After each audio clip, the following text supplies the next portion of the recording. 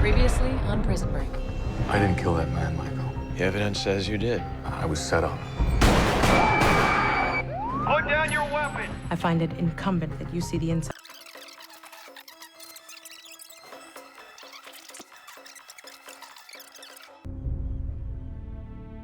My name is Bob Mandel. I'm the director of this episode. And Dominic Santora. I wrote this episode. Where was this, Bob? This is Navy Pier in Chicago. We were looking for some place that was as far away from the prison as we could get, and I think we got it. Here's Paul, playing Paul Kellerman. Wasn't in the script for him to be eating this thing when he talked to him, but there's something about it that's so great. He's so casually evil that I absolutely love the choice. He is very casual. Can eat and kill people at the same time. I will cuff you. I will drag you out of here in front of everyone. This guy playing the badass is Eric Diamond, named after one of my fraternity brothers, actually. Do you still speak to him? Yeah. If it wasn't for people I went to high school and college with, I'd never be able to figure out how to name a character. Do you actually tell them it's going to be on? It's like the biggest thrill. They love that crap. Really? Yeah, absolutely. Economically responsible. Oh, this is the guy. Daniel J. Yeah. Leave a message and I'll call you back. Thanks. It's going very fast. We cut this very quickly. Absolutely. No, you did an incredible job with this episode. It's fast. 6 messages for you. What'd you tell him? Oh, what you said to say that you were in a meeting. Look, if he comes by the office tomorrow, tell him I'm out there. You know, it's funny at this point, you know, we're trying to play off that Veronica is worried that Nick is a bad guy, and he convinces her, don't worry about it, I'm a good egg. And at the end of the episode, we wind up shoving it right back in Veronica's face. That tattoo, the devil. Not to mention how many takes we had to do to get it very close up. What a lot of people don't know is that was supposed to be a crucifix. It was supposed to be Jesus on the cross. And, I mean, you know this story. Right. And it was Jesus on the cross through every single draft of the script. It wasn't an issue. And about 6:30 at night, the day before you were supposed to start shooting, we get a phone call in the office. I was in Paul Sherring's office. He's the creator of the show. And the network decided that Jesus on the cross might be offensive to many of our viewers. And I kept making the argument, but I'm Catholic. It doesn't offend me. I'm Catholic. It's Jesus is showing them the way out of prison. Jesus is helping them. Needless to say, I was up all night doing a rewrite. But the final argument from the network, as I recall, was, we don't want to see anyone drilling into Jesus. I recall. The fact that I had scripted that the drilling was to go through the actual stigmata holes probably didn't help. No. The only problem was if my mother ever saw the episode, she would have killed me. So maybe changing it was a good idea. Right. I mean, if we're going to see any drilling, let's just drill through the devil. Drill through the devil. Mm-hmm. Tom Berg, who does all of our tattoo work, an incredibly talented guy, the next day had a devil tattoo that was perfect. I mean, that's the one. What you saw on his arm was his first shot at it. Yes. And it looked great. Yes. But then you had to rewrite the logic of the horns and the beard. Yeah, the horns and the eyes and the beard and the tips of the braids and all of that stuff. And, and also the lines for this cat right here for Sucre. That's right, later on. He had I had all these great lines about it because his character, Amaury's character, is devotedly Catholic.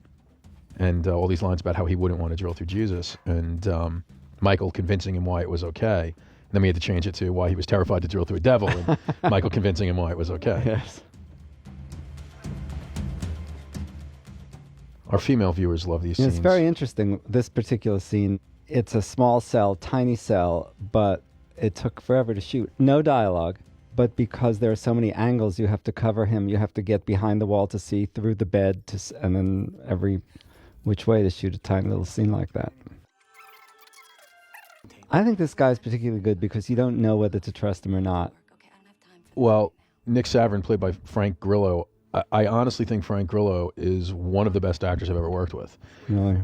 In many of the scenes throughout the season, we gave this poor guy the task of delivering the exposition, of explaining what's going on in the conspiracy, where we are, where it's heading. Very often wordy. And, look, I'll take the blame. Very often I was the guy that was writing the stuff. or the other writers. And we had to do it. It was a necessary evil. And Frank delivered it in a way that made it believable and interesting. And I will be forever in his debt for basically saving us from some really boring scenes. It's a very difficult job. It is, because you're not really playing an objective or playing what you want. I mean, You're a mailman. You're delivering a lot information. of exposition. Right.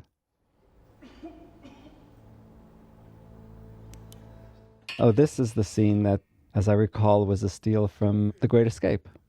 Well, come on, we don't steal anything from anything. What are you talking about? As I recall. I have no idea what you're talking about. Or Alcatraz, Return from Alcatraz. Never heard of that movie. The Great Escape? I Escape did from my Alcatraz? What? I Who? did all my homework before coming to a Prison Break movie. That guy right there who plays Patterson, I believe, is a teacher in Chicago who just acted on the side, and we wound up using him in about, I'd say, Oh, I love 80. this shot. Oh, I love this shot, too. I love this shot. When And he I- turns his head into the shadow And I coming think up it's here. great. Yeah, I think that it's great that the scene's allowed to play in master. That there's not, nobody was nervous and had to cut it into a close-up, because with what's to follow, the riot to follow, it's just nice to hear these people relax and have a very, very quiet, intimate conversation.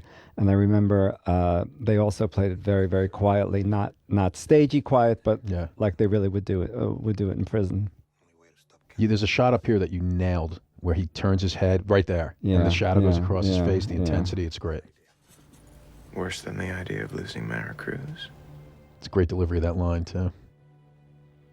It's a great scene. It's a nice scene. Nice. If we get Jen Pop locked down for a day, you'll have all the time you need. And no count? Bulls don't Well, these two actors actually wound up genuinely liking each other while working together, and I think that plays in their relationship with each other. They become almost like surrogate brothers.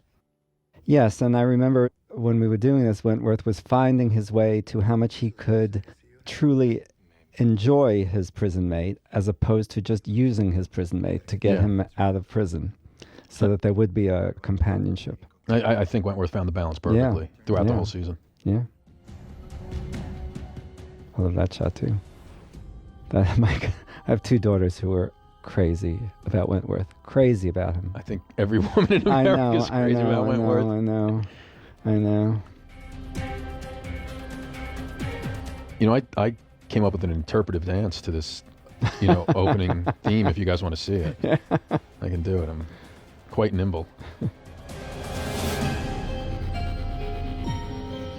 A buddy of mine from law school is an incredible musician. He was the last 2 or 3 in the running. He did a theme for the song and submitted it to me. And he's a full-time patent attorney in New York, but he's an incredible musician. Great. And he got down to the last 2 or 3 guys. He didn't get it, but I was really proud of him. He did an amazing job. That's terrific. Do you tell people when it's somebody you know, or do you just let it go Oh, I just wanted on his own merits. on his own merits? You don't yeah, say, "This is my buddy. No. Listen to this extra hard." No. Good. And there were lots of submissions, obviously. I'm sure. And for him to get that far, I was really proud of the guy. Yeah. For you, Diamond, it's not a problem. Joliet is one of these locations. It's kind of like shooting in New York. Anywhere you turn, it's full of texture, full of history, and great architecture. Fantastic location. Yeah, it's amazing. Hottest April on record. It's funny, she says hottest April on record. We had to make it incredibly hot so that turning off the air conditioner in the prison would actually cause these guys to get so pissed Yes. off they'd riot. Yes. And this is April, early April in Chicago. It's not going to be 98 degrees. But And the last episode or two, they were freezing in it's snowing like overcoats. crazy. So what we had to do at this point is to sell it and to make sure we try to make things as accurate as possible. Right. We had our researcher, Pete Calloway. I made him go online and I said, find the historical climatological reports for Chicago, Illinois. And you better damn well find me a day in April at some point that reached the 90s. And in 1909, they had 2 days in a row where it hit the 90s. It was this massive heat wave. And so it's possible. So we wrote it. So if it weren't possible, would you have chosen May? I would have, we couldn't because of the timeline was already set in Right. stone. So I would have held my nose and typed it knowing it was crap. All right. But I just wanted to make myself feel better. Well, they did a good job, and they're very convincing. And we spray them with a lot of water and glycerin to make them look hot and sticky. Actually, I think the episode needs, not just Yes, because of the plot line, because of turning off the air conditioning. But of course, everything gets so much more intense in the heat. Yeah. Oh, there you are. Oh, there's Robert my Mandel. name. Yeah. Oh, here, you're going to be coming up? No, I think I just Oh, missed you it. just missed it?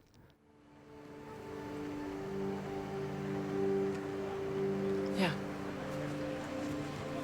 We do have the best looking prisoners Yes. on television. And nurse. Doctor. Yeah, doctor, sorry. Right. Right. No. And I love the fact that she actually is alone with, later on, we're going to see her alone with 8 prisoners. This Oh, yeah. gorgeous woman who... Right there, that moment right there. Oh, yes, I remember No, this. that was maybe, and Wentworth pulled off a lot of incredible feats this year. Uh-huh. Getting that egg beater so deftly into his shoe was maybe the most amazing thing. Yes, we actually worked on that quite a bit. This shot that you nailed right here Yeah. of Bob Yes. Nepper walking, and that's the quintessential T-Bag shot of the entire season, I He's think. great. He's a great actor, this guy. I was quoted in the newspaper the other day doing an interview, and they put it in the article that I could watch Bob Nepper read the phone book, and he would make it interesting.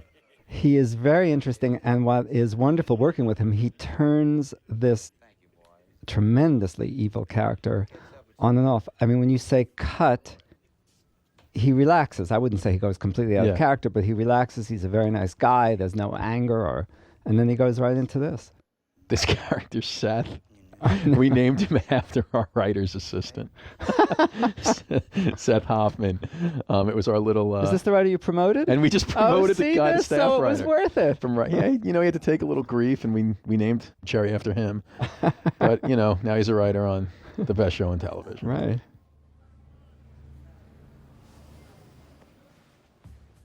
And there's the pocket. That's the pocket. You've heard about what's happening with the pockets now? What's happening with the pockets? A lot of my agents, when they play golf now, and it's going I think golf courses all around the country, when guys will bet on holes, and if you lose the hole while walking to the next hole, you got to hold the other guy's pocket and be totally humiliated. And in some fraternities, pledges now have to hold the pockets of brothers when they walk across campus. It's great. Yeah. Oh, there's a beautiful shot coming up here that you did that I love. Oh, and he did all his own stunts. We had a stunt guy on the stage, but Wentworth did it better and faster. Usually, even if they can do it, you go with the stunt guy because it's just going to be so much more. I mean, who knows that this is Wentworth? But it's very fast. He's terrific. He's a great athlete. He's a spry little minx. And I asked him after he did it, was he an athlete? And he told me he was on the swim team, Yeah, and he he's a swimmer. also he does karate too. I mean, he was just so agile in this.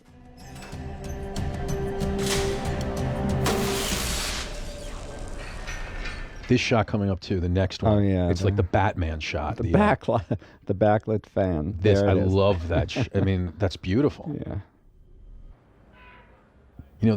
It's really funny. The idea of turning off the heat and making everybody crazy. Growing up, my old man, all he did was watch MASH. You MASH fan? Yeah. Remember the episode where it got so hot and Colonel Potter told Klinger, if you can wear a fur coat through this heat wave the entire time, I'll give you Section 8 and throw you out. That's where I got remember. the idea of the heat making you crazy. It's a great idea. So, great. Yeah. MASH-inspired prison break, who would have thought? The incident report from the night of the murder, and somebody made an anonymous phone call to the... So do you have to pitch this idea to Paul Schering before you go with it, or do you go? How do you do? No, we just have the writers' room. We sit, we all sit in there, all the Yeah. writers, and we just break all our stories together. And whoever has ideas has ideas. And Right. But he's got a map. Paul has a map of what has to happen when, right? Somebody has a map that. Well, we have. There's a riot that's going to happen, isn't it? Well, we all knew it's a prison show. At some point, we wanted to do a riot. Right. When it was going to happen, who knew? Oh, really? But we knew this episode was going to fall sometime during sweeps. We wanted to do something exciting. Right. But we also really wanted, when we break stories, we do it as a team, and we really just want to do stuff that we feel is going to move the plot along, get the viewers excited, develop our characters, and without sounding corny, sometimes it's like magic the way the stuff falls into place. This is the greatest group of writers I've ever worked with in my life, and I've worked with great writers. Yeah. And this team is just phenomenal. I'd work with them the rest of my And careers. they're completely respectful of each other and of everybody's ideas. And so how did you get this particular one? How did this land to you? It's my rotation on the script. Oh, really? We just go in rotation. I mean, someone could break an entire script. Not so, it's never one person entirely. It's always the room. But someone could just come up with, this idea. What about this idea? What about this idea? and that winds up becoming your whole fourth act maybe. But it's someone else's turn to write it, they'll just write it. And we're all such close friends, no one cares. It's great. It's just it's a wonderful working environment. Not always the case, right? No, I've been in some bad working environments too. You gotta do something about the heat. Doing the best we can. He's great, this guy too. Matt He's from DeCaro, Chicago. he's a great guy. And this part, writing the script, so I created this character. I figured it was a one-time guard that we would use to bust T-Bag's balls a little bit in this episode, and that would be it. He was so fantastic. When we saw the dailies, everyone said, we got to write more for this guy. And he wound up in 12, 13, 14 episodes this year. And I'm so glad. He's terrific. And when I got this, I remember everybody told me, Brett Ratner put his cell up on the second floor. Why couldn't it have been on the first floor? It would have been so much easier. You can move him down to the first floor. I said, no. It's great on the second floor. Yeah, it's perfect. It's great. You get all these high angles. You'll see the high angles coming up from his point of view. It's great. Because he's on the second floor. No, you shot this stuff beautifully. It's real exciting. Thanks. You got some cons popping off. Give him a smack, throw him on the line, and write him up. Earlier when Cherry was holding the little pretzel nuggets, basically turned into a human snack tray, that actually, scary enough, everyone out there listening who wants to be a Hollywood writer one day, that came from a story from someone who came out here, a friend of mine who wanted to be a writer, became an assistant to a big producer, Oscar-winning producer, who I shan't name. And held pretzel nuggets for him? This guy would sit in his director chair on set, and the person would have to sit there and hold condiments in each hand while this producer dipped his chips and his fries into, and that was this assistant's job. And when I was told that story, I got so sick to my stomach. And I was like, what would be better than for T-Bag to be that evil? God. So, massive pedophile hillbilly rapist, Hollywood producer, same level. So if somebody else were writing this episode and you needed a moment like a slave master, would you just pitch that at the table and somebody else could use it in their episode? Yeah, I mean, we have the big broad strokes. But in even the though room. it's your personal experience, you would just let it out and anybody could use it who wants it. Yeah, I mean, we're a team, That's great. and I do that for them and they do that for me. It's really good. I've been on staffs where it's not like that. This is... People are more protected of their... Yeah, this is the great... I mean, honestly, the greatest group of people I've ever written with, and I would write how with many them forever. times we threw water on Robert? I would say a dozen times. Every time people would say, well, you could pick it up after the water. You don't have to do it from exactly where you throw the water. Robert said, no, throw the water. He's in the moment. Yep. Always. Great. Yep. Yeah, some of those lines that Bob Nepper was throwing out, he's a Geary. This guy, the guy who plays Sucre, by the way, what's so interesting, he is a great guy and he has got this tough demeanor. He brings his mother to the set. His mother is in the trailer there and she has lunch with us. I mean, he is a very warm family guy. No, he's a total gentleman. He's a big Yankee fan too, so I like him. Oh. He also didn't go to some parties because he said they don't know how to throw parties. He has to throw the party. Oh, okay. These guys didn't know how to throw parties.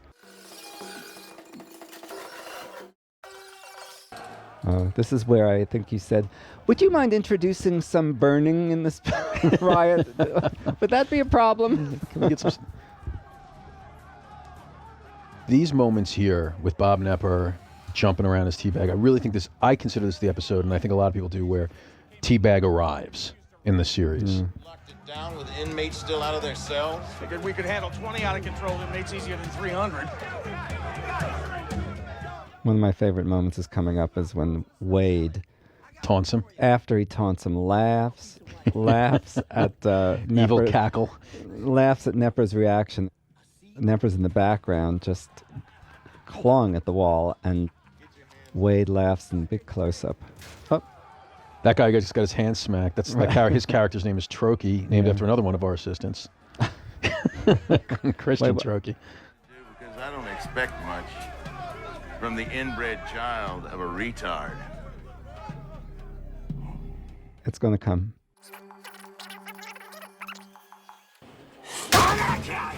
There he is. It's a quick moment, but it's great. It's a good one. Oh, it's funny. They are like animals now. When I was writing this episode, my parents were visiting from New York, and my wife and I finally had a babysitter, so we were going to go out that night. We're out 10:30 at night. My first night out, we had a 1-year-old at that point. First night out in months. Cell phone rings. It's the office. Saturday night, 10:30. They want the rewrite of the script by tomorrow morning at 7 a.m. So we have to go back home. Our big night out's cut off. I sit at my dining room table and start pounding away trying to finish up this script.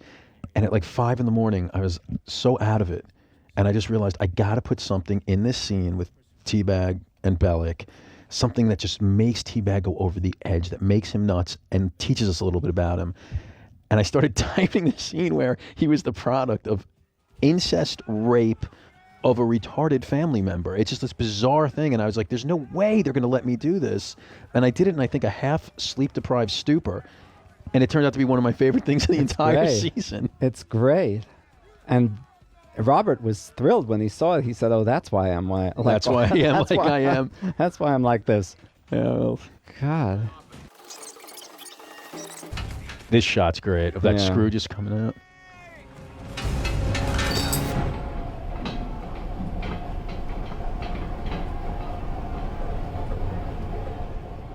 It's pretty scary in light of what you read about our prison system and what's happening in the sheriff's department. And we just had a riot here, didn't we, a couple of months ago? It seems there's a riot in a California prison every other week. Yeah. Well, you know, I believe it's Michigan. The Michigan State Department of Corrections passed a resolution that Prison Break is not allowed to be shown in any of the prisons throughout the entire state because they feel it will encourage people. And in Australia, it's like when you're in a plane and you watch a movie about a plane crash. That's that's not so thrilling. In Australia, there was a prison break, and they tracked where the convicts took off from. Right. And they actually had to escape about a mile from the prison. They had to run right underneath a billboard for Prison Break, the television show. And it made the news in Australia. Did you have any trouble with that cat? Tremendous trouble. We with that cat. That's not a trained back. cat. The first one was not a trained cat. We couldn't get the shot. We flew in back from Hollywood to get a trained cat to run across a room. And you're lucky because I heard that cat doesn't read for parts either. Cats, as I understand, are impossible to train. How many rounds you think you're going to get off before they get their hands on you? This is Bellic. Yeah, this guy Geary He's was a great guy. This Wade is great. Oh, Wade's great. He's also a funny another guy. Yeah, he's also another guy that is, you know, evil, and the camera's off. He's the nicest guy in the world. Nicest guy. And he's great with Stacy Keach later, too. He's they have a great relationship. Okay. Nod your head if you believe me. Come in. She's wonderful. She reminds me sometimes of Katharine Hepburn. She's very athletic in real life. No, she's great. Yeah. She actually has a striking resemblance to my wife. Little tidbit for you there. Yep, she looks very much like Janine. Janine and Katharine Hepburn. Very good. Very good. And I look like Sling Blade, so it's a wonderful combination. Kwame, why are you back? Inmates in cell block are compromised. Lockdown and breach A-wing through the guard station. A-wing is shutting down. Who is popping off up in G-Pop? That guy's scary. He was, I think he was an assistant on the set, that guy. And he looked so Kwame? great. Yeah, Kwame. That's the actor's name, right? Yeah. Kwame. Yeah. Yeah, his character's name is Stroker. Right. Somewhere on the other side of this wall is the main drainage pipe to the prison's old sewer system. I remember when you talked to me about this, I thought it was great when you said he's like a computer. You know how, have you ever had a computer person fix your computer and you didn't understand a word he said? I remember but telling you he spoke that, to you yeah. like you would understand every word. I hate those computer guys. I know, I thought it was so perfect. That's what it is. That's a great shot right there. I love that little smile out there. No, you know, those computer guys come into your office, they fix your computer, they tell you what's wrong with it, and look at you like you're an asshole because you don't understand the word they're saying. I know. Veronica, Michael's in there. Will he be okay? We have to leave now. This guy, the actor who played Bob the guard. Yeah. Phenomenal. He is phenomenal. Too bad you killed him off. Damn shame. He's really great. Sorry about cutting you short. And he was a great sport. Later on, as you'll see. Bob never spits in his face about does 50 everything. times. smacks him. Pulls him down the stairs. Yeah, a perfect example of an actor like Knepper taking what's in the script and making it better. Yeah. Because I did not write in that he spit in his face. It didn't even occur to me that he would do that. And he did it and did it in a way that was completely organic, not over the top. It worked. It was scary. Oh, here comes the Bob Knepper sidestep. And you're going to know when you see it when I'm talking. Right here. Here it comes. Is that the coolest step you've ever seen? Yeah, I didn't even notice that. He just does this weird little step that's just so evil. Bob Knepper relishes this character. He does. He just loves playing this character. We love writing this character. Yeah, I bet. And what's cool, too, is you can... And there's many actors on the show. I know we're talking about Bob right now, but there are many actors on the show that you can do this for. Yeah. That you can take a line, and when you're writing it, you're like, okay, it's a good line. And they're going to make it great. Learn the art of negotiating. Lesson 1, bargaining position. And he is also doing a very interesting thing with a very, a gay character and playing him pretty straight. Yeah, I mean, we've never really thought of him as, solely a gay, 100% gay character. He's kind of just like an equal opportunity sex offender. Right. And whatever he can get his hands on.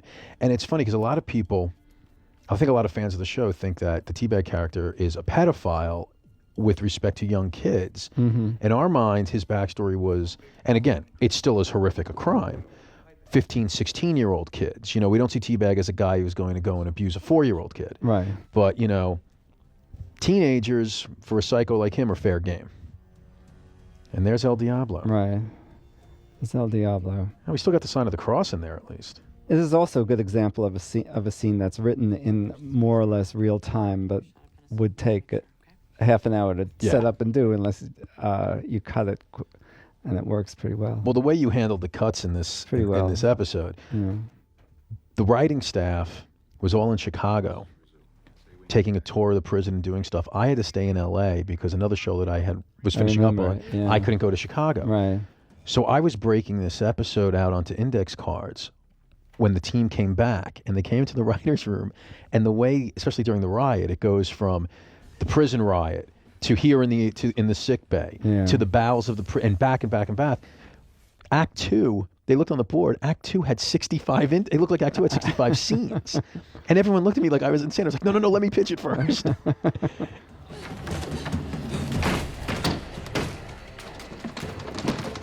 This becomes a difficult scene because you have fake glass, you have fake props, you have... But it looks great. Yeah. But I'm sure it wasn't easy to pull off. Well, actually, we really broke a piece of glass that will be coming up. And then it was after we broke the glass that we decided to use fake glass for the rest of it. It actually broke in a great spider pattern when it broke. It's great. We're sorry, this line is experiencing technical difficulties. Sarah is so great in this episode. Mm-hmm. You're terrified for her. One of them safari shows where a bunch of cheetahs just jump all up on an antelope. Guess which one you are. I'm not a big fan of fight sequences in general because I think they always look kind of silly, and I think that this one looks great. I think this one's a lot of fun. Well, they certainly did it all out. The most important part of it for us was that it was a very sloppy fight, that it didn't look slickly choreographed, although it was choreographed, but we rehearsed a number of times to make it look sloppy. Yeah, like a real fight. Like a real fight. Not a Hollywood fight, Right. where guys are throwing punches and 5 fast. feet across from each other. And fast, of course. We've got this massive egg beater. Which we talked a lot about so that we could make it logical for these people You can't to drill through the wall. Yeah, you can't get through an egg beater with a toothpick. I mean, excuse me, get through a wall with a toothpick. You need a solid you egg need beater. an egg there. beater. You know what to say. If you look at something really interesting coming up here the guard is there, and he's cuffed to the pole, and he's scared, and he's clothed. And if you cut away, come back, and his pants are off. And I put that in the script without any explanation. He's just wearing his boxers. And I just wanted the viewers to just think, what the hell did they do to this guy that he's there in his boxers now? And on the internet, on all the chat boards, there were all these bizarre theories as to they just did it to emasculate him. They were cutting his legs with glass, and it was great because it worked. Speaking English. We'll be able to break through the part of the wall that covers the pipe opening. Give me that. What's great about his character is that his objective is so clear-cut. His through line in this entire season is so crystal clear, and everything else that's going on is an obstacle to it. Yeah. It's drama 101. It is drama 101, and he plays it very well. Yeah.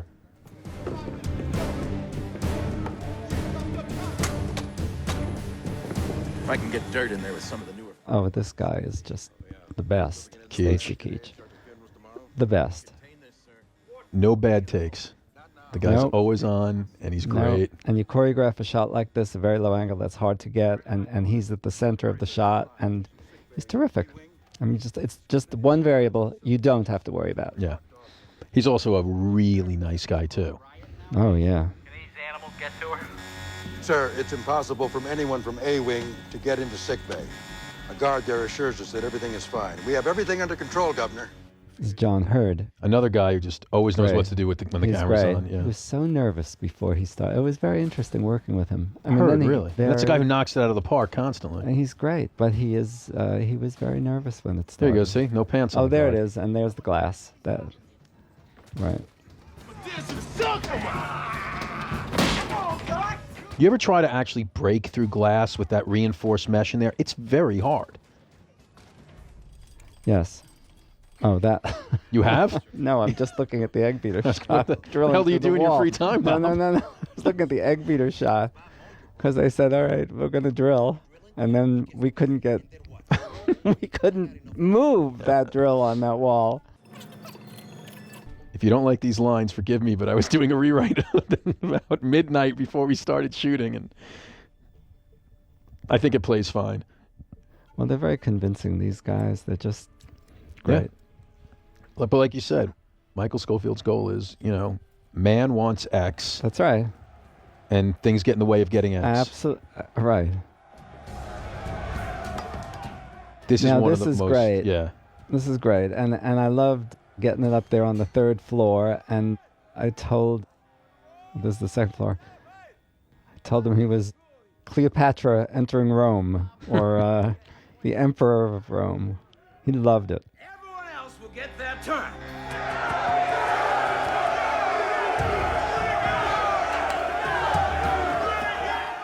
And here's the poor guy going down the stairs.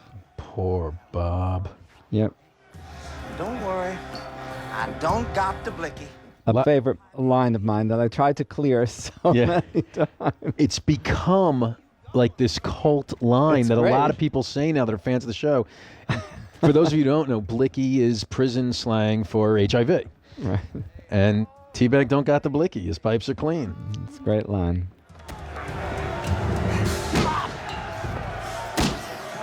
What I like about the fight, of course, is that we obscure a lot of the stuff with the railing and on the 3rd floor. Yeah. All you see are fists flying and spit flying. It's Yes, shot so and his brilliantly. Crazy face.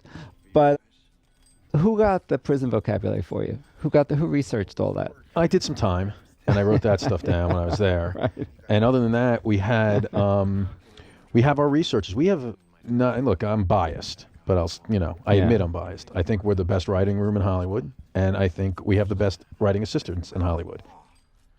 Our assistants are phenomenal, and Seth and Katie and Tim and Christian, Jeff, Peter, up and down the line are godsends, and they will go online and they're the kids. They're in their 20s. They know how to use that computer and internet stuff. That's true. And within 5 minutes, they can find anything. So when you have a line, like you knew Blicky before? Before the season started. You knew that. They went on. They went online and got us incredible. Oh, I love this moment when the hole's revealed. Oh yeah. They got incredible amounts of information about prison lingo and dialect. And when I was a lawyer in New York, I represented a lot of guys that were in and out of Sing Sing prison and Rikers, and so, I know some of that lingo just from my practice. Uh-huh. And then I just, all of us, not just me, we all just read these dictionaries and we double check and make sure some of the words are still in use. I don't think many inmates are using hooskow anymore, so we don't use that, but the blicky is still out there. Blicky's still there. We missed Peter Stormare's great moment with... the shush? Oh, yes, Yeah. he's so good. Oh. I cringe every time she does here this. She goes. The thought of a needle going right into your hand is so... I don't know. After a toe coming off, I don't think a needle... Oh. Ooh. Oh. And I'm going to go on out on a limb and say this is one of my favorite falls I've ever seen on television. I think he does it. Does it very well. He just, I agree. bam. I know. I know.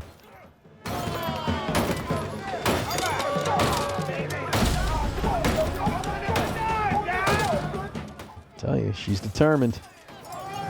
If you think it's hot now, I want all the water shut off. I'll call maintenance.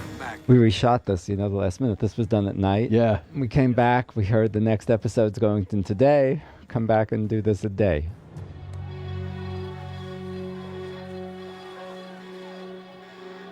Love the look on Wentworth's face I here. know. What happened when I was out? Oh, that's right. Yeah, Bob here's seen the hall. I think it's also interesting that you want to break out of prison.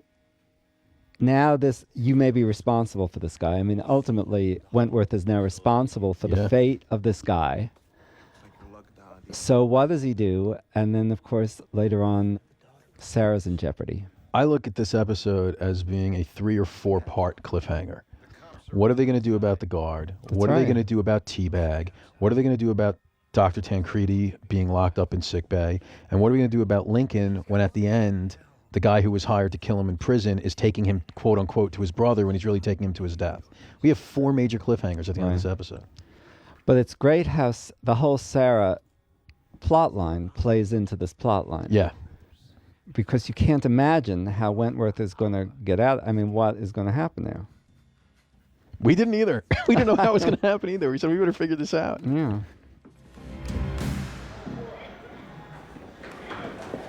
Here comes Muse, another gentleman. Isn't it hard to... I'm thinking about Muse now. You have all these characters. And isn't it difficult to weight them and prioritize them? And how do you know how much to write for each one per episode? Yeah, I mean... Keep them all alive? It was a tough juggling act. But I really think at the end of the year, especially, the last couple of episodes when our guys are making the escape... Yeah. Our viewers, I think, are fully vested, obviously, in Michael and Lincoln's storyline. They care about C-Note. They care about Westmoreland. They care about T-Bag. They care about Haywire. They know who all these characters are because we did what you just said, is we made a conscious choice to really, develop these guys. Now, years ago, I think when series started, they would introduce 13 or 20 characters, and the audience would pick their 4 favorites, and then slowly the others... When was that? Too many years ago. When they first came out with talkies? But sometimes, like if you think of the old Bochco stuff like L.A. Law or those shows, they'd introduce a lot of characters, and the audience would single into, really? We love this one, and we love that one. You learn something every day. Yeah, I guess.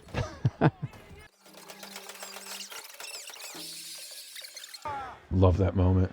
The look on his face when he sees what he did, that he caused all this. Well, this is how it all comes together. This is what I was talking about. I think it's great. Zucre, I need you to finish what we started. What's going on, man? Where are you going?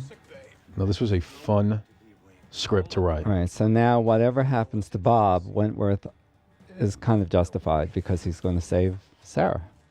Yeah, but he has Bob's life on his hand, on his conscience. He has Sarah's. He has anyone else who gets hurt in this riot because he started it.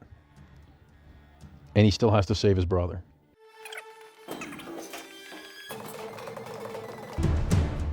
Yeah, he can climb. He's great. He's another really nice guy, Wentworth.